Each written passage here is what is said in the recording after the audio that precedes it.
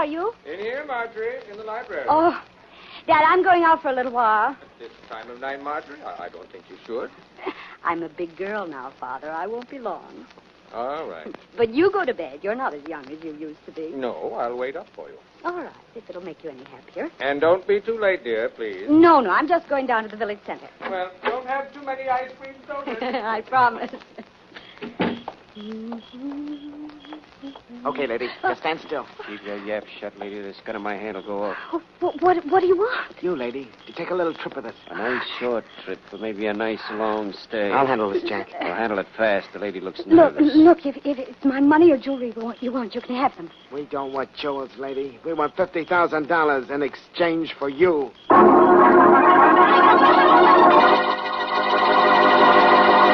And now meet Dick Kollmar as Boston Blackie. Enemy to those who make him an enemy. Friend to those who have no friend.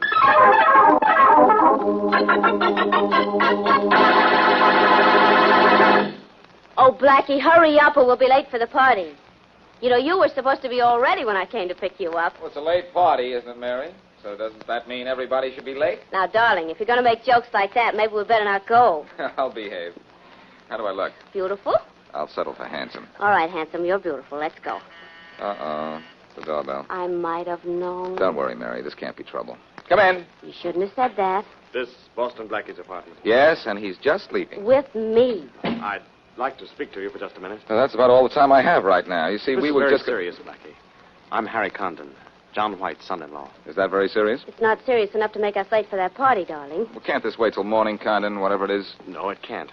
My father-in-law found a note about an hour ago. My wife has been kidnapped. I need your help, and quick. Oh. Sit down, Condon. Oh, that's awful. Mary, you'd better call your friends and tell them their party will have to do without us tonight. Yes, it certainly will. I'll call him right away.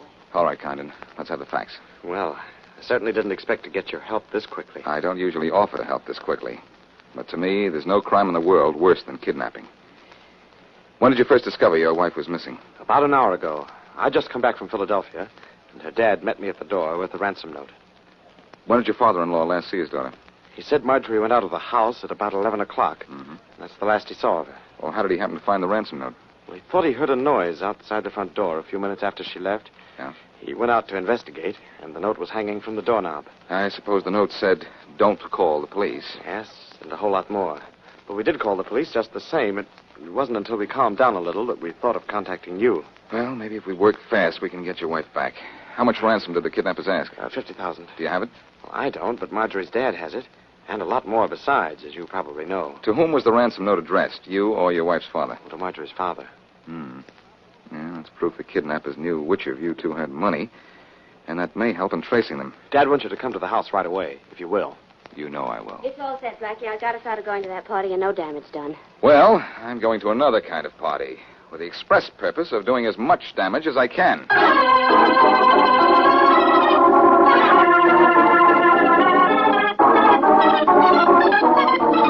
I can't let you go through with your plans, Inspector Farraday. This ransom note says specifically not to notify the police. Well, you did the right thing in calling us in, Mr. White. We know how to work in cases like this. Do you, Faraday? I doubt it. Blackie, what are you doing here? Annoying you, as usual. He's here on my invitation, Inspector Farraday. Dad, this is Boston Blackie. How do you do? How do you do, sir? Blackie, this is a serious thing. A girl's life is in danger. And I don't want you or any of your ideas around me. Mr. White, I can't do a good job of finding your daughter if I have to keep one eye and half the police force on Blackie. But you can work together on this, I'm sure. I told my son-in-law to ask for Blackie's help because I know how successfully he's aided your police before. Hear that, Faraday? I heard that, but I don't want to hear anything from you. All right, Mr. White. We'll work this thing any way you like. Thank you, Inspector. Now, first, I think we'd better familiarize Blackie with the conditions of the kidnapping and the contents of the ransom note. I know under what conditions she was kidnapped, Mr. White. Now, look, where was your son-in-law during this kidnapping? You've been gone all day, haven't you, Harry? Yes, I was in Philadelphia on business. I didn't get home until about 2 hours after Dad discovered Marjorie was gone. You went to Philadelphia again today? But Yes. I sent you down there yesterday. Well, I went yesterday and today. When I got to the office this morning, there was a letter from a firm down there saying they wanted to see me right away. Well, let's skip that for now. May I see the ransom note, Mr. White? Of course, Blackie. Here, it's rather long. Yeah, it's long and clever, too. The words were cut out of Good News magazine and pasted down to make sentences. Took a long time, too. This thing was well planned. How do you know those words were cut out of the Good News magazine? I recognize the type and the quality of the paper, Faraday. Say, I'm opening a detective school next week. Why don't you enroll? Let me have that note. I'll read it. Never mind showing off, Faraday. I'd better read it. There'll be less stumbling over the big words. Mr. White, do you see now I don't want this guy around? Really, Inspector? It's all right, Mr. White. We'll get down to business right now. Yeah, let's see. What's in this ransom note? The instructions for delivering the ransom money are certainly given in great detail. I'm glad they are. I want to give them the money in exactly the way they ask for it. How soon can you have it? Tomorrow morning. That's when they want it. Well, let's see. It says here, put $50,000 in denominations of $5 and $10 bills in a tin box. Get an airplane and fly due north from this city Wednesday morning until you are over the Wasika Mountains. The Wasika Mountains cover an area of hundreds of miles. How are we going to know where to drop the money? Here's where they answer that question, Faraday. You will fly over the designated area with your radio set at 1780 kilocycles. We will contact you by walkie-talkie and give you instructions as to the exact spot the money is to be dropped. I can charter a plane first thing in the morning. Do that. These kidnappers are clever. The Wasika Mountains cover a large territory. There are plenty of roads through them, but no towns. Look, the nearest town of any size at all is a good 50 miles from the edge of the mountains. The kidnappers will never come near a town or a village after they've received the money. I'll say they won't. We can usually catch kidnappers when we deliver the ransom money, but this time we can't. Yeah, they're plenty clever. I understand that, Inspector, but I want that money delivered. All right. I'll deliver it. No. I won't let you. You're a policeman, and I promise not to call the police. Blackie, would you deliver the ransom money? Would I? Why, yes, I would and I will, but under one condition. You can have any condition you like. Well, what I'd like is to be allowed to handle this all by myself. Now, wait a minute, Blackie. Sorry, Faraday, sorry, but if I do this, I do it my way, without any interference from the police. I'm quite agreed. How about you, son? I think Blackie should be the one to do it. And so do I. You have to see it our way, Inspector. Well, I guess I do with that. All right, Blackie, it's all yours. But I'm going to put you under a time limit. That's all right with me, Faraday. You're under one yourself. If you don't have the girl back in 2 days, or rather 2 weeks, the FBI takes over from you. I suppose you'll find a girl in 2 days. 2 days, Faraday? I don't know. This is something I've always wanted to do, work on a case without having you to worry about. There's no telling how fast I'll work. We have to work fast. What time do you want the money? Get the money, charter a plane for me, and I'll leave the airport at 9:30 tomorrow morning.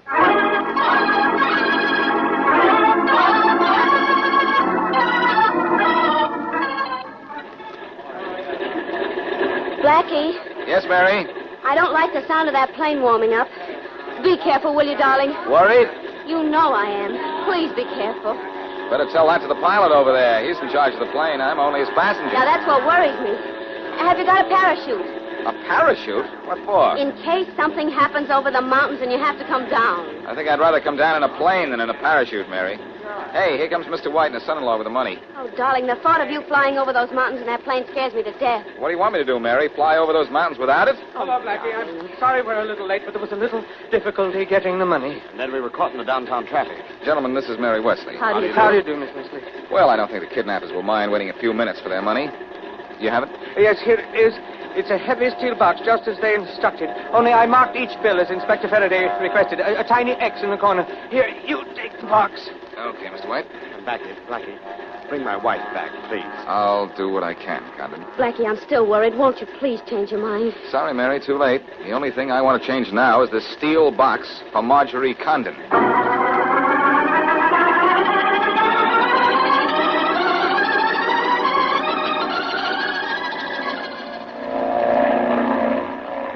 Say, pilot, how far from the city are we now? About 100 miles, Blackie. Those are the Wasika Mountains down below us now, aren't they? Mostly the foothills. Foothills, huh? Oh, yeah, I see the higher mountains up ahead.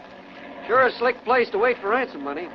Why, it'd take an army of police to block off all the ways out. I think the kidnappers had that in mind. Your radio tuned to the frequency they wanted? Yep. 1780 kilocycles. Good. How soon do you think we'll hear from them? A few miles, maybe. A walkie-talkie doesn't have a terrific range. Have that box of money ready? All set. I saw you looking in it. Does $50,000 look like a lot of money? In 5s and 10s, it sure does. Hello, airplane. Hello? Can you hear me? Can you hear me? Over. There's our contact, Blackie. Good. I'll take the talk back now. Sure, here. Hello? Airplane? Hello? Can you hear me? Can you hear me? Over. Yes, we can hear you. Over. We can see you. Head due north 1 mile. Due north 1 mile. Over. How are we heading, Johnny? North-northeast at the moment. I'll head due north right away. Hello. We'll head due north. Then what? Over. Straight ahead of you, there's a high peak. A high peak. Fly directly over it. In the valley, on the other side, you'll see a large white square on the ground. Fly at 500 feet. Drop the money near the square, then scram. Over. All right, I'll do it. But when do you return the girl? Over. After we get the money. You're crossing over the mountain now. Do you see the white square? The white square. Over. I see it, Blackie. We see it. Here comes your money. Just open the window on the side of the cowling and drop it. You don't have to be too accurate. I know. But I'd like to drop it on their heads. There it goes. Nice going, buddy. The box is falling pretty close to the square. Thanks for the package. You're welcome, pal. Just let's call it a present for the present.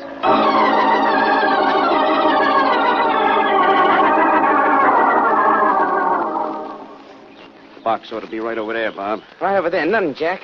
Here it is, right here. Swell. Come on, let's open it. Okay. I want to feel some of that money. You feel it. I'm going to spend it. Hey, Jack. There's no door in this box. It's empty. Yeah, look. There's nothing in it but this note. Wait, I'll open it. That guy on a plane double-crossed A double cross is no wood fight, Jack. Listen to what it says in this note. Can't pay you because you have nothing to deliver. We've already found the girl. And it's signed by Boston Blackie.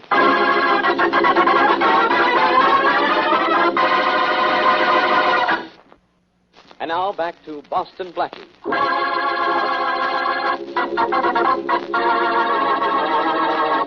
Called in to deliver the ransom money in the kidnapping of the wealthy Marjorie Condon, Blackie exacts a promise from Farraday that there will be no interference from the police. Working alone, Blackie follows the kidnapper's instructions, but instead of delivering the money to the designated mountain country, Blackie delivers only a note saying he has already found the girl. As we return to our story, the two kidnappers wait in a phone booth in a small country village for a report on a phone call they've made to the city. Bob, how did Blackie find out where we were hiding today? I don't think he did find it, Jack. I think he was just bluffing to keep us from getting the dough. Well, what should he care? It isn't his dough. Only old man White's. Look, we'll know in a minute. Maybe this is our call getting through, huh? I hope so. Hello? Is this the party calling City 77610? Yeah? Is your party, sir? Go ahead. Hello? Oh, Jim? Yeah, this is Jim. Who's this? Bob. Jim, is everything okay? Sure, everything's okay. What about you? You get the dough? You still have the Condon dame? Sure, she's sitting right here. So Blackie's note was a gag, huh? Jim, lock up the joint good and tight. And don't let anybody in except us. We're coming back. Hey, what is this all about? We'll tell you when we get in. See you in a couple of hours. We've been crossed up. And I'm going to cross out a couple of people just to get even.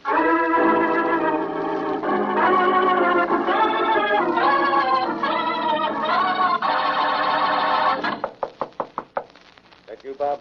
What do you think it is, Jim? Open up. Okay. Boy, you sure got here quick, Bob. You must have flew. I did fly, and I'm not Bob. Hey, you're not getting in here. Oh, yes, I am. No, you're not. I'm in like a flash, and you're going out like a light. Well, that takes care of you for a few minutes. You look like a light sleeper. Who's out there? Who's in there? Marjorie Condon? Yes, who's that? Well, don't be afraid to come out, Mrs. Condon. I'm on your team. I can't come out. I'm locked in. Well, I can take care of that without any trouble. Are you from the police? Far from them, Mrs. Condon. I'm Boston Blackie. How in the world did you find me? How? Well, I get this door open. I'd rather give you the details of that brilliant piece of masterminding face-to-face. There, the lock turned. And the door is open. Or am I seeing things? Hello. I'm seeing things, all right. You... Never mind what I look like, Blackie. Let's get out of here. Oh, no. No, we're staying here till I call Farraday and have him send some men to take you home and the Sleeping Beauty to headquarters. Then I'm going to wait here and welcome home the other 2 kidnappers. Who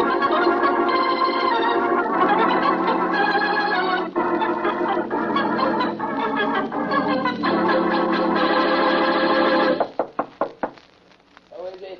It's us, Jim. Jack and Bob. Open up. Good thing, Bob. Look, you don't have to hide behind the door when you open it for us. We ain't cops. What's the matter with you, Jim? You got nerves? All right, stand where you are, both of you. What? Hey, Bob. Yeah, Jim. I got a hunch. It's Boston Blackie. You should play your hunches on the nose, Bob. You're right. Where's the girl? At home. Well, where's Jim? In jail, and in a few minutes, you're going to be keeping him company.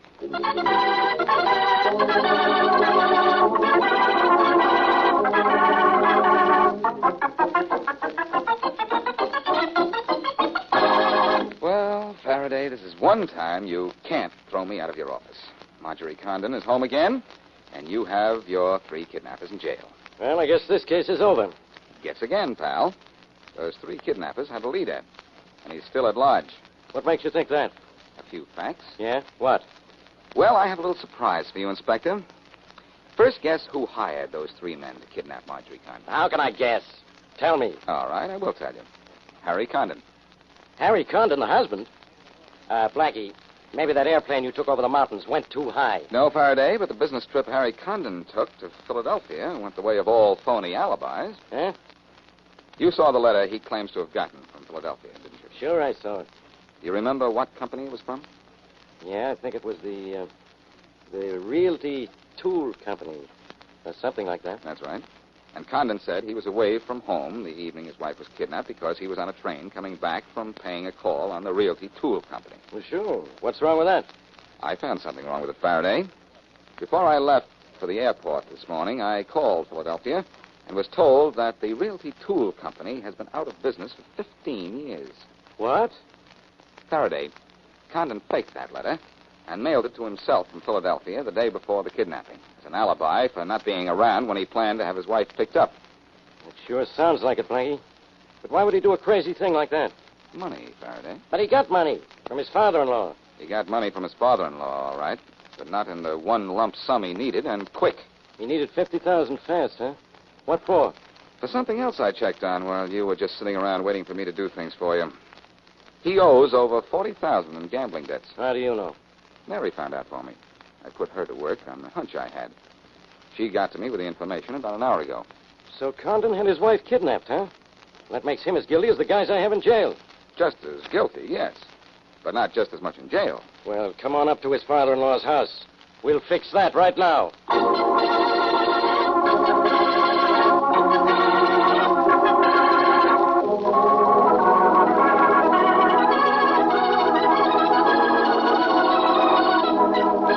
Thanks, Blackie.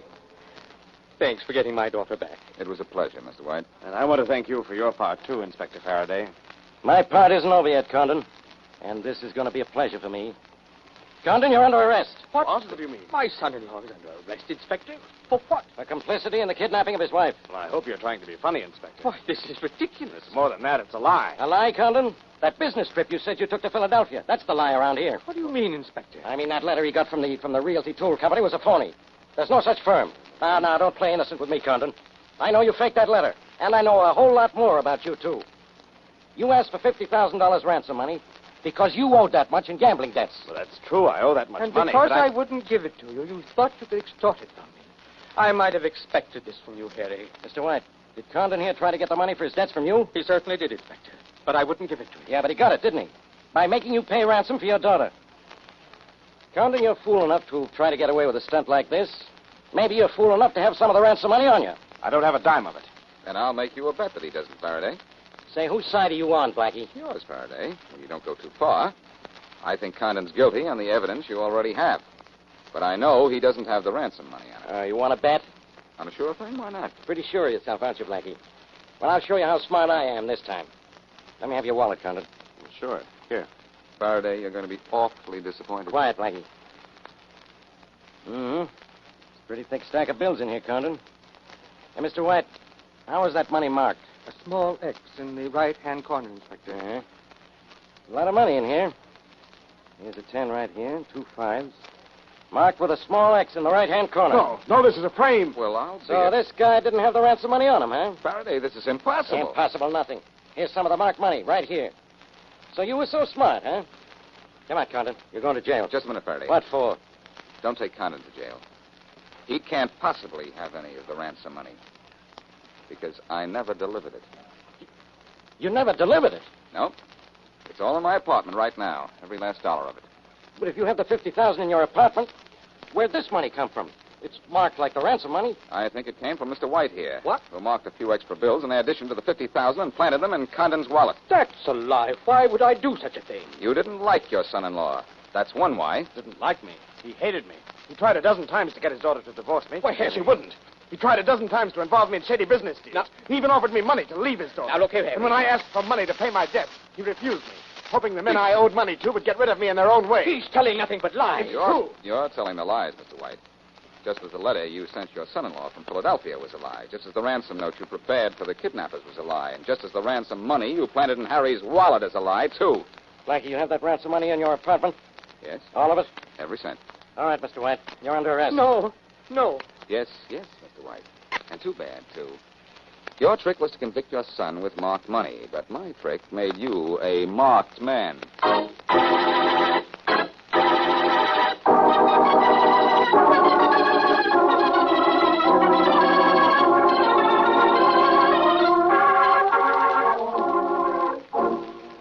Well, Blackie, I just read Mr. White's confession. But the newspaper story doesn't say how you found Marjorie Condon. I like to keep those little tricks to myself, Mary. Oh, can't we keep them just to ourselves? Promise you won't tell? Cross my heart and promise. Well, when I dropped the note to the kidnappers saying I already had the kidnapped girl, I knew just what they'd do. Sure. Find out if it was true, of course. Of course. And I knew where they'd go to find out, the nearest town. Small towns have manual phones.